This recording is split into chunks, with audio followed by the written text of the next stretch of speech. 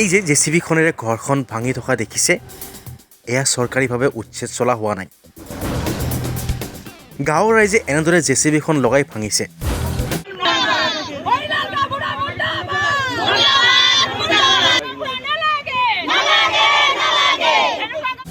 এতিয়া শুনক আচল কাহিনী, কিয় ৰাইজে ভাঙিব লগা হ'ল এই নিৰ্মাণ কৰি থকা পকী ঘৰখন। জাগিৰোডৰ চৰকাৰী গাঁও প্ৰধানৰ বিৰুদ্ধে চৰকাৰী ভূমি দখলৰ অভিযোগ স্থানীয় লোকৰ। গাঁও প্ৰধান এইজন হৰিলাল দাস। হৰিলাল দাসে নিজৰ ইচ্ছামতে চৰকাৰী ভূমি দখল কৰি সাজিছে পকী ঘৰ, আৰু ইয়াৰ পাছতে গাঁৱৰ ৰাইজে ওলাই আহি এনেদৰে জেচিবিৰে ভাঙি দিছে এই পকী ঘৰখন। হৰিলাল দাস কিন্তু সন্দেহযুক্ত নাগৰিক নহয়, কাৰণ হৰিলাল দাস হয়। চৰকাৰী ভূমি চকু চৰকাৰী গাঁও প্ৰধানৰ। চৰকাৰী ভূমি বেদখল কৰি গাঁও প্ৰধানে সাজিছে পকী ঘৰ। হৰিলাল দাসে গুৰু গোসাঁই নামানে গাঁও প্ৰধানৰ হৰিলাল দাসৰ বিৰুদ্ধে এনেদৰে গৰজি উঠিছে স্থানীয় ৰাইজে। ইয়াৰ পাছতে জাগিৰোডৰ শান্তিনগৰ সৃষ্টি হৈছে অশান্তিৰ। এগৰাকী চৰকাৰী গাঁও প্ৰধানৰ কৰ্মকাণ্ডই জোকাৰিছে সমগ্ৰ জাগিৰোডৰ শান্তিনগৰ। সীতা দেউৰী নামৰ এগৰাকী খিলঞ্জীয়া বিধৱা মহিলাৰ ভূমি বেদখলেৰে গাঁও প্ৰধান হৰিলাল দাসে সাজিছে পকী ঘৰ। নিজৰ ক্ষমতাৰ অপব্যৱহাৰ কৰি স্থানীয় লোকক দিছে ভাবুকি। ক্ষমতাৰ ৰাগিত মাতাল এগৰাকী চৰকাৰী গাঁও প্ৰধান হৰিলাল দাসে কেৰেপ নকৰে হেনো স্থানীয় লোক, আৰক্ষী, প্ৰশাসনকো।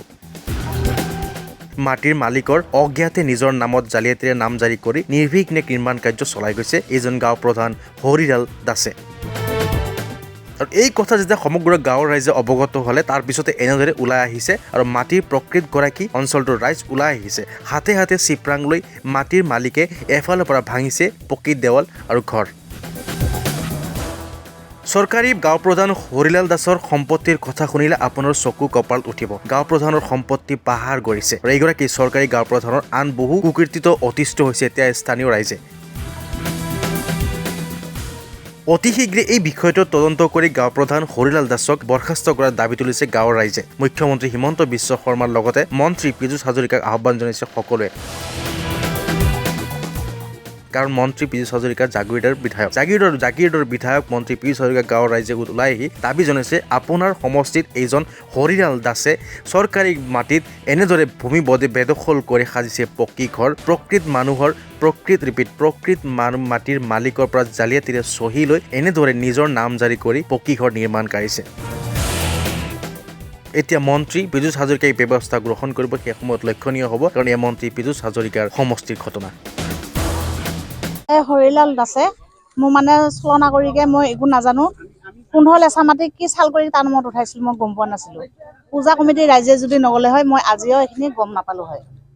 তাৰ কাৰণে ৰাইজৰ ফালৰ পৰা ইহঁতে পূজা কমিটিৰ ৰাইজকো মই ক্ষমা বিচাৰিছো। তাৰমানে যাওঁকে কৈছিলে, যাওঁকে মানে সিহঁতক মই ওলাই খটাইছিলো ঘৰৰ পৰা। তাৰ কাৰণে মই বহুত লাজত পৰিছো, আৰু ক্ষমা কৰি দিব মোক।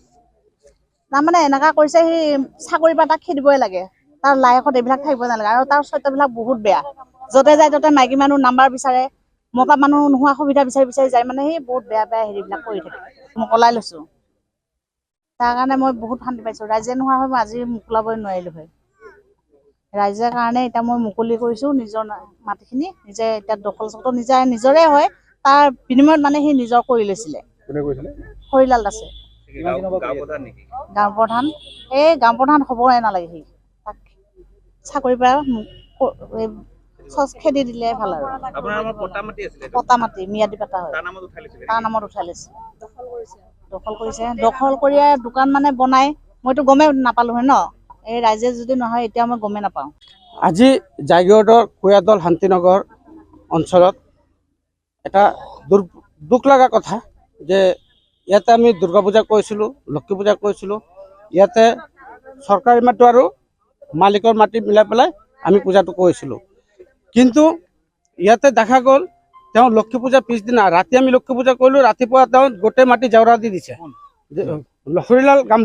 হৰিলাল দাস গাঁও প্ৰধান। আমি যেতিয়া সুধিলোঁ, তেওঁ ক'লে মই ইয়াতে 1 কঠা মাটি কিনিছোঁ। আমি সাধাৰণ সভা পাতিলোঁ, তাতে তেওঁক মাতিলোঁ।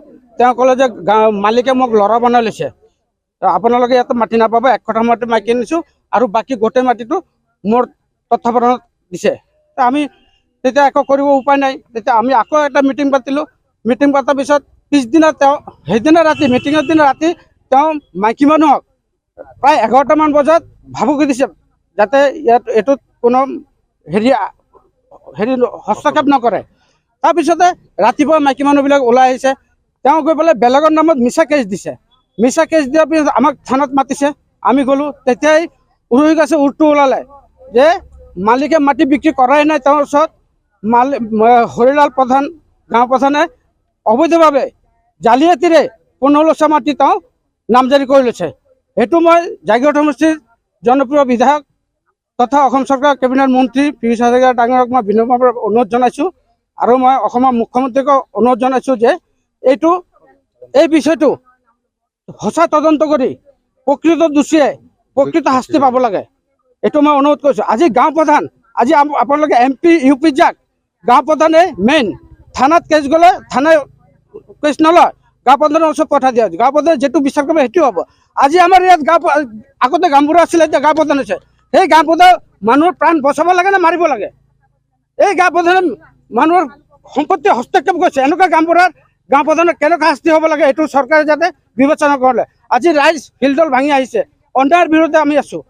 কোনোবা অন্যায় কৰিব, কাৰোবাৰ সম্পত্তি হস্তক্ষেপ কৰিব, এইটো আমি সহ্য কৰিব নোৱাৰিম। আমি ৰাইজ, মালিকে অসহায়, তেওঁ এজন বিধৱা মানুহ, পেৰালাইচিছ মানুহ।